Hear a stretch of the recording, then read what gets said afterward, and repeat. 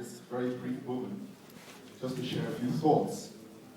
Let me start by saying, if I may, that I would like to disagree with our father, an eminent personality in the person of Chief Ike Clark, when he spoke about soldiers on the streets of Lagos.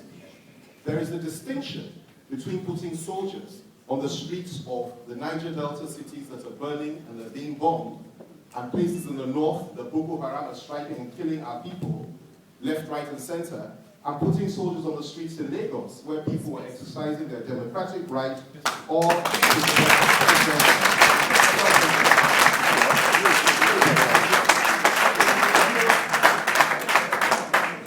now, having said that,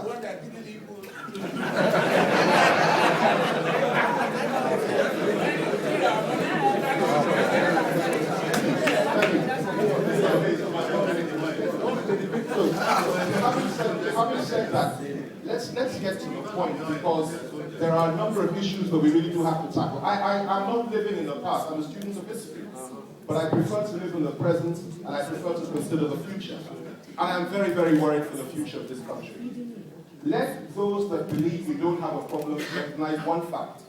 There were 3 amalgamations that were established by the British, our colonial masters. Just 3 major amalgamations of incompatibles and ethnic nationalities. One was the Sudan, the other was India, and the third was Nigeria. These were the 3 major projects, Lugadian projects, as my brother spoke about Flora Shaw. This was their concept, their idea. Bring these incompatibles together. By the time we leave them, they will fight and kill each other. That was the British concept, that was the British idea, that was the British plan. India has fallen into 3 parts since that time. Sudan has fallen into 2. The only one remaining is Nigeria. I want to say that I reiterate my faith in the Nigerian Federation. I believe in Nigeria. I love Nigeria. I would stand for Nigeria any day, any time, but not the type of Nigeria that is silently emerging today. And the type of Nigeria we have today is a situation whereby, and for some time, I might add, whereby some people believe that they are more equal than others. Some people believe that they have the right to control everything in this country well before others, and some people believe that the federal government should be in their hands, and if it's not in their hands, must be controlled by them at all times and at all costs. And that's the problem that we're facing. Very few people are prepared to say this, but some of us are. Some of us are, because it's our future, and we need to fight for it. I want to acknowledge the fact that if we do not have a national conference in this country, and I speak of a sovereign national conference, not a national conference, a sovereign national conference, whose findings and whose resolutions are binding on the government of the day. If we do not have that, where every single ethnic nationality can be brought together, no matter how big, no matter how small, on the basis of equality, equality of representation, equality of religious faith, and equality of personality and tribe, if we don't have that, your Nigeria is finished. That is the truth. We don't want that. But we pray that those in power, and those that have been in the corridors of power for years, and that are still in the corridors of power, will recognize the fact that there is no suggestion, there is no belief, there is no philosophy that says everything must remain as it is forever. Everything changes. We have taken our unity for granted. We want to get our unity back. We need to sit and talk. We need to iron out the issues. I live in Abuja. I've lived in the north for 10 years.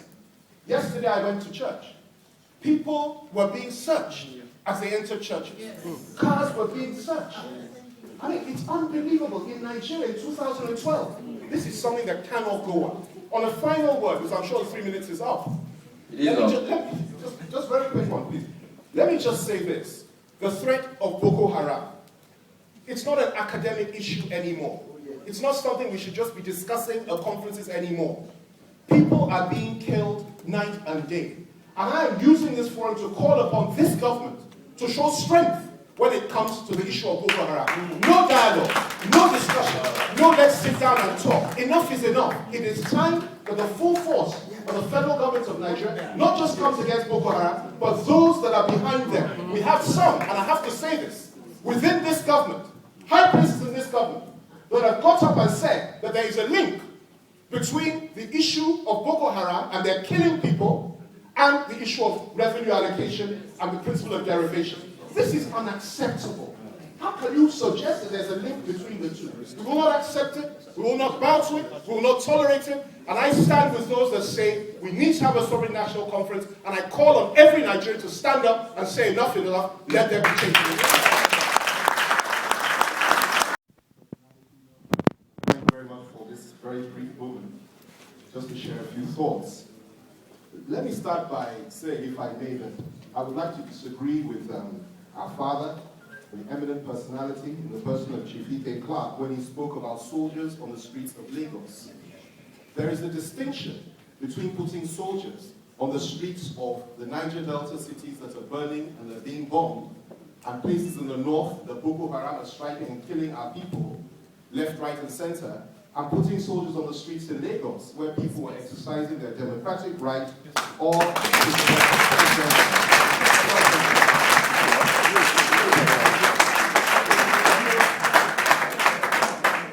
now, having said that,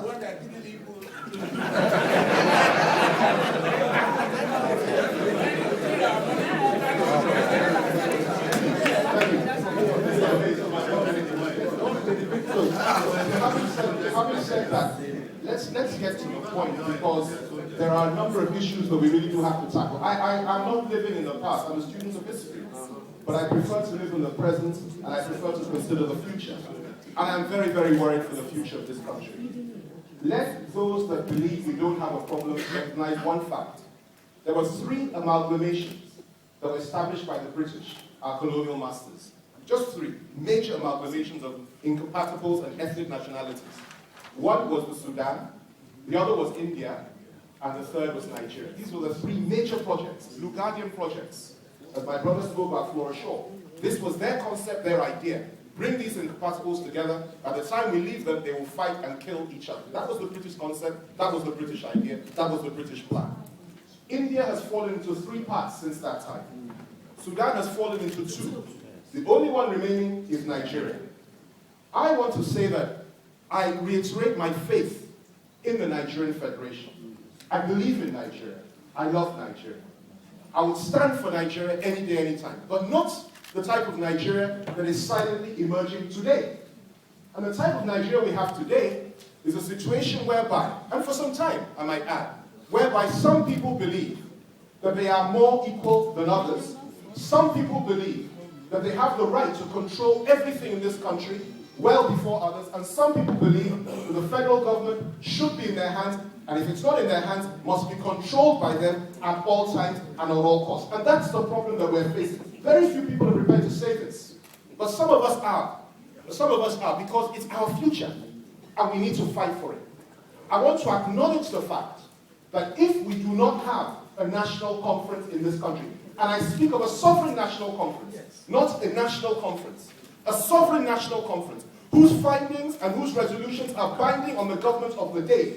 If we do not have that, where every single ethnic nationality can be brought together, no matter how big, no matter how small, on the basis of equality, equality of representation, equality of religious faith, and equality of personality and tribe, if we don't have that, your Nigeria is finished. That is the truth. We don't want that.